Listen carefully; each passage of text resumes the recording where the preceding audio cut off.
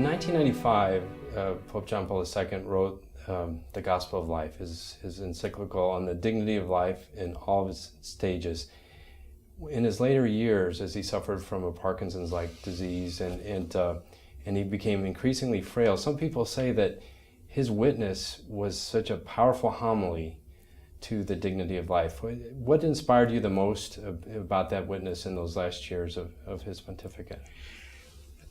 The encyclical itself is such an important word, spoken and lived in our culture. One would think you did not have to do an entire encyclical on explaining the simple commandment, "Thou shalt not kill." But it was necessary, and it still is, because we live in a culture that denigrates life, that doesn't recognize that it doesn't come from us and therefore can't be terminated by us. All of that said, as John Paul's health began to deteriorate, his commitment to live as best he could with the limitations that health was imposing upon him did become an encouragement for many, many, many people.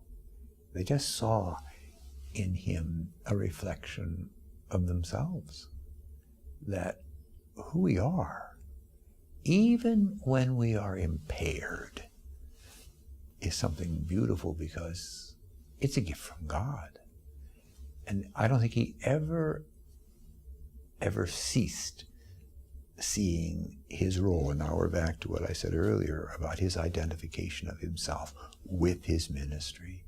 I don't think he ever ceased seeing himself as one called to be the rock, to be Peter, and with a diminished health, you carry on.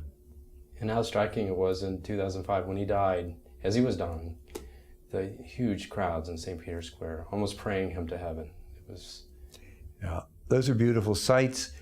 People who came, how many of those people said, "He came to me, so now I'm coming to him. He visited my land, he came to see me, and now that he's dying, I want to be here for him." And all of those thousands and thousands and thousands of people who came. I was just a couple of weeks ago in Rome. There's an ecclesiastical tailor right there in that Borgo area, right by St. Peter's. It's a very small shop, but it's a place you can go when you need to get new red buttons or whatever you need. And he was reminding me, he said, I'll experience the same thing for the canonization. He said, at the funeral, we couldn't even open the door. It was wall-to-wall people everywhere. None of the shops could open because, first of all, there was nobody coming to shop, and secondly, you couldn't get the door open. Millions. I think we're going to see the same thing at the canonization.